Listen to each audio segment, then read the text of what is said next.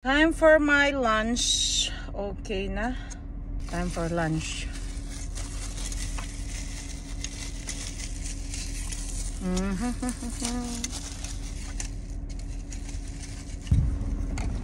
Alright guys, kain tayo. Dito ako sa kakain kasi gusto ko mag-charge ng battery cellphone. Ayun, chicken sandwich. Wow, very good.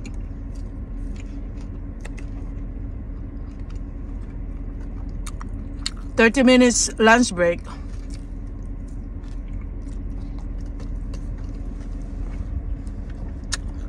Pero mabilis ang 30 minutes lang. Sobrang bilis. Ayun, marami nagtatanong, ano daw ba masasabi ko doon sa sinabi ni Diwata na laos ako? Sabi ko, updated ka ba kay Mystica? Sinong Pistika? Ano? Si Mystica? Ay, hindi. Okay niya Alam ko sa'yo. lang kasi laos na yan eh, matagal na. Hayaan mo lang siya. Hindi naman siya importante sa buhay ko. Bakit ko sa intindihin? So parang ginagawa ka niya na ng mga stepping stone para makabalik sa... Pag-usapan na naman siya kasi wala na eh. Laos na? Oo, laos na. kailan ko ba sinabi na nasa showbiz pa ako? Wala na ako sa showbiz, diba? Wala na ako sa Pilipinas. Nandito ako, professional ako ngayon. Dati professional singer, dancer, actress, model. Ngayon, professional as in professional.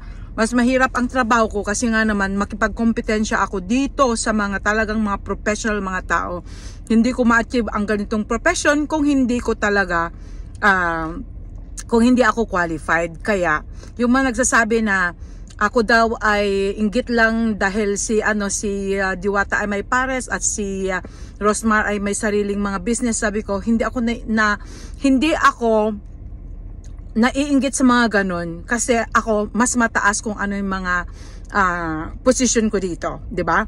Anybody can be a CEO of your own business. Nagkaroon din ako ng mga products dati. Ako rin ang own CEO, mga ganun ganyan. Nagkaroon din ako ng showbiz career.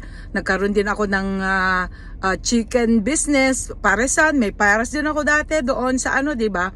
Kasi of course, by the time na kinuha ko ni Coco Martin, kailangan talaga gumawa ka ng ng paraan para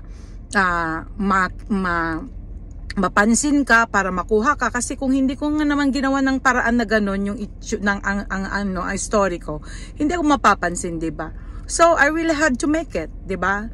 Lahat gagawin mo para lang mapansin, ganun 'yun. So napansin ako, and that's why I'm really very thankful. So ngayon wala na ako sa show business. So what I'm doing right now is I am just giving my real talk, 'di ba? Kung ano yung masay ko, that's the thing that I can share. At marami naman nag-a-approve talaga ko nung sinasabi ko, and I'm so glad nakikita nila kung ano nakikita ko. Doon sa mga nagtutulog-tulugan o talagang sadyang mga bobo sila, ayaw nilang intindihin kung ano man sinasabi ko, well, hindi natin sila masisisi. Ngayon, kung ang sinabi ni Diwata ay dahil ako'y laos na at wala siyang pakialam kung ano, so well, I mean, if you are a professional, that's not the way how to give kung ano yung right answer, di ba? Kailangan pag ikaw ay may pinag-aralan, hindi ganun ang isasagot mo, di ba? You have to answer it in a professional way, lalong-lalo businessman na siya. Pero ito lang masasabi ko, kung ikaw ay galing talaga sa low level, forever, maging low level ka lang talaga. O nakikita niyo, nasa low level siya, di ba? Ako as a professional, I have to accept the fact na kung low level siya, hindi ako maki-level sa kanya. I am a professional, so the way I would acknowledge is, sasabihin ko na, ganun talaga di ba? Kung hanggang doon lang ang naabot ng kanyang education, kung may pinag-aralan man siya, o kaya kung hanggang doon lang yung kanyang breeding, na instead sana nasagutin in a very professional way, kundi hindi. Anong masasabi mo kay Pistika? Ay, Pistik. Ay, sino ba yun? Pistik.